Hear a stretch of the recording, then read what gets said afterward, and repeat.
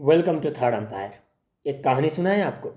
एक police officer था, upright police officer, ईमानदार, स्ट्रेट फॉरवर्ड और एनकाउंटर स्पेशलिस्ट। वो 15 लोगों का एनकाउंटर कर चुका था। वो अपने में फुल्ली कॉन्फिडेंट था कि उसने जिसको भी मारा है सारे के सारे क्रिमिनल्स थे। मतलब उसने किसी निर्दोष को कभी नहीं मारा और उससे कभी गलती नहीं हुई।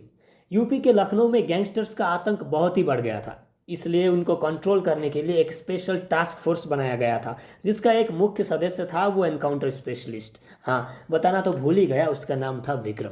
जैसे कि अभी बताया, गैंगस्टर्स का खात्मा करने के लिए ये टास्क फोर्स बनाया गया था और वो लोग एक के बाद एक गैंगस्टर्स का खात्मा भी कर रहे थे।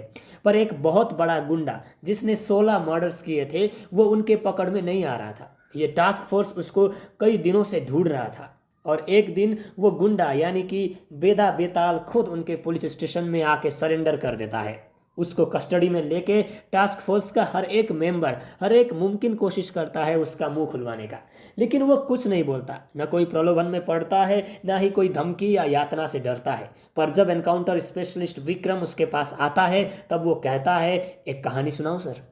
अब वो क्या कहानी सुनाता है, क्यों सुनाता है और विक्रम को ही क्यों, किसी और को क्यों नहीं सुनाता। कहानी सुनाना तो दूर की बात, किसी और से क्यों कुछ भी नहीं बताता। ये जानने के लिए आपको सिनेमा हॉल में जाना होगा और देखनी होगी film Vikram Vedha.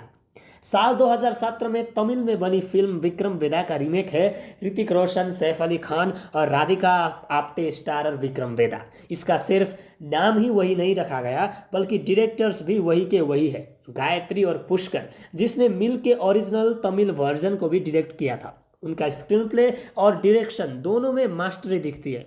Screen play tight है, सस्पेंसेस, ट्विस्ट एंड टर्न्स बढ़िया से बनी गई है और डायरेक्शन के फ्रंट में तो बात ही क्या करें, हर फ्रेम में डायरेक्टर्स दिखते हैं। जो बातें पहले भी अन्य फिल्मों में दिखी गई है उनको भी बिल्कुल अलग तरीके से प्रेजेंट की गई है। ये husband wife director Duo Bollywood में अपना छाप छोड़ने में कामयाब है। सैफ अली खान टफ कप के रोल में फिट है।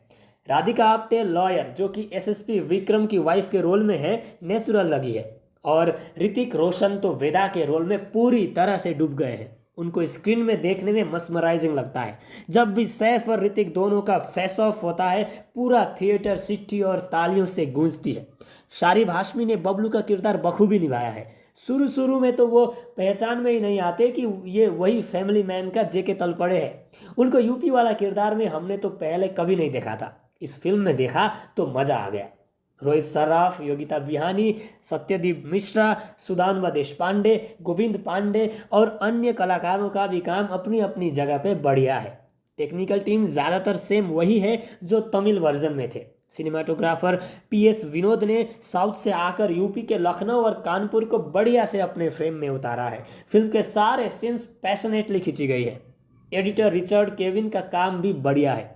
कुछ लोग फिल्म को और भी छोटा करना चाहेंगे, लेकिन हमें लगता है जितना भी इसकी लेंथ है ठीक ही है। ऋतिक रोशन की फर्स्ट एंट्री से पहले जो विक्रम का कैरेक्टर मेकअप किया गया है उसकी लेंथ लंबी लग सकती है। इसमें स्क्रीन प्ले और एडिटिंग से आपको शिकायत हो सकती है, पर उसके बाद आपको ऐसा सोचने का कभी मौका नहीं मिलेगा। सैम सीएस जिसने ओरिजिनल वर्जन में पूरा म्यूजिक दिया था, उन्होंने इसमें भी बैकग्राउंड म्यूजिक दिया है। मतलब वही बीजीएम जो तमिल वर्जन में था और ऑडियंसेस की जुबान में चिपक गया था वो आपके जुबान से भी चिपकेगा।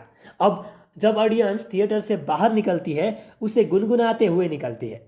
हिंदी वर्जन के गानों में म्यूजिक विशाल शेखर का है। फिल्म पूरी तरह मास एंटरटेनर है। बॉलीवुड को जैसी मास एंटरटेनर की ज़रूरत थी वैसी ही है, पर दिक्कत ये है कि ये एक रीमेक है और ज़्यादातर लोगों ने ऑलरेडी ओरिजिनल वर्जन देख लिया है। तो देखना ये है कि कितने लोग थिएटर तक जाएंगे इसे देखने को। कुछ साल पहले तक साउथ मूवी की हिंदी रीमेक ताबड़तोड़ कमाई कर लेती थी, पर अब समय बदल गया है। ऑडियंस मेकर्स से भी ज़्यादा स्मार्ट हो चुकी है। वो पहले ही साउथ की सारी मूवीज़ देख लेती है और बॉलीवुड के मेकर्स को हिदायत देती है कि भाई कुछ ओरिजिनल बनाओ। अगर आपने ओरिजिनल विक्रम वेदा नहीं देखी है तो आपके लिए ये मूवी ब्लॉकबस्टर है, लेकिन अगर आप ओरिजिनल वाली देख चुके हो तो आपको कुछ ज़्यादा नई चीज़ें नहीं मिलेगी। हाँ, कुछ चेंजेस ज़रूर है पर ज़्यादातर वही है जो तमिल वर्जन में था। फिर भी इन्होंने तमिल फिल्म को बॉलीवुड में लाके फिल्म को बिगाड़ी नहीं है, पहले से थोड़ा अपग्रेड ही किया है। इसलिए अगर आप तमिल वर्जन देख चुके हो तो भी एक बार देखी जा सकती है। हम देते हैं 4 आउट ऑफ 5 स्टार्स। एक स्टार कट गया बिकॉज ऑफ रीमेक। आपने देखी हो तो बताओ कैसी लगी, नहीं देखी तो देख के बताओ।